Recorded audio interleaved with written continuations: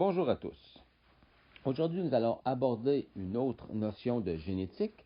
Nous avons vu jusqu'à maintenant la dominance complète ainsi que la dominance incomplète. Le prochain chapitre est réservé à la codominance. Donc ici, cela signifie que les deux allèles ont la même force. Donc, chacun des allèles produit ses propres protéines et n'est pas masqué par l'autre. Donc, il n'y a pas d'allèle dominant ni d'allèle récessif. Donc, l'exemple utilisé sera relié au groupe sanguin. Donc, on connaît bien les groupes sanguins A, B, AB et O, tels qu'illustrés ici dans la colonne gauche. Qu'en est-il au niveau des protéines? Donc, sur la membrane de PGL des globules rouges est incorporées différentes protéines. Donc, comme on peut le voir dans la deuxième colonne, le groupe sanguin A ne produit que la protéine A. Le groupe sanguin B ne produit que la protéine B.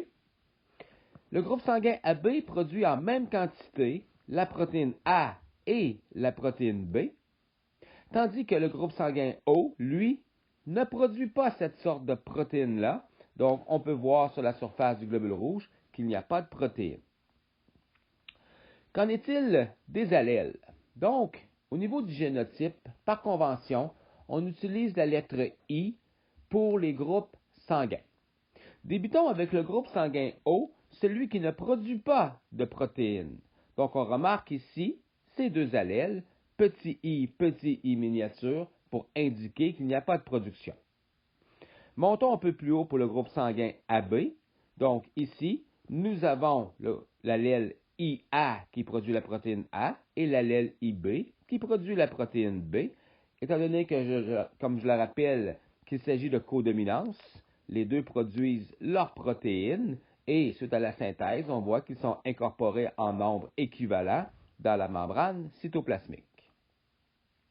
Allons maintenant au groupe sanguin B. Donc, pour produire la protéine B, on peut avoir le génotype IB-IB, qui produit la protéine B, ou le génotype IB petit i, qui produit seulement la protéine B. Notez que peu importe que la personne soit IB-IB ou bien IB petit i, la quantité de protéine B sera équivalente à la surface des globules rouges. Le même principe s'applique pour ceux qui sont du groupe sanguin A. Ils peuvent être soit IA pour la synthèse de la protéine A, ou bien IA I minuscule, qui est un génotype équivalent à l'autre en termes de production. Maintenant, à l'intérieur du sang, nous avons également des anticorps qu'on appelle des agglutinines. Donc, je n'expliquerai pas d'où viennent les anticorps et quel est leur rôle, mais voici ce qui est important pour vous. Ceux qui sont du groupe sanguin A vont avoir dans leur sang des anti-B. C'est normal, s'ils avaient des anti-A, ils attaqueraient leur propre globule rouge, il y aurait agglutination et il y aurait un danger pour des caillots et pour bloquer les vaisseaux, les petits capillaires sanguins. Ceux qui sont du groupe sanguin B ont des anti-A à l'intérieur de leur sang. Ceux qui sont du groupe AB ne veulent pas attaquer leur propre globule rouge, donc ils n'ont pas d'agglutinine, pas d'anticorps. Et ceux du groupe sanguin O, étant donné qu'ils n'ont pas de protéines sur leur surface membranaire, possèdent des anti-A et des anti-B. Maintenant, par rapport aux transfusions sanguines, qui peut recevoir du sang de qui? Voici ce qui est important de comprendre. Lorsqu'une personne reçoit du sang, le sang est considéré comme un corps étranger. Donc, ce sont les anticorps du receveur qui vont essayer d'attaquer les protéines à la surface des globules rouges du donneur. Donc, quelqu'un qui est du groupe sanguin A, je le répète, possède des anti-B. Donc, les anti-B vont essayer de défendre la personne lors de la transfusion sanguine. Donc, quelqu'un qui est du groupe sanguin A, si on lui donne du sang qui contient la protéine B, va l'attaquer. Donc, on comprend bien que quelqu'un qui est du groupe sanguin A ne peut pas recevoir du sang de quelqu'un qui est du groupe sanguin B ou AB. Donc, il lui reste les options de recevoir de la part de A et de O. Ceux qui sont du groupe sanguin B ont des anti-A, donc peuvent recevoir de B et de O.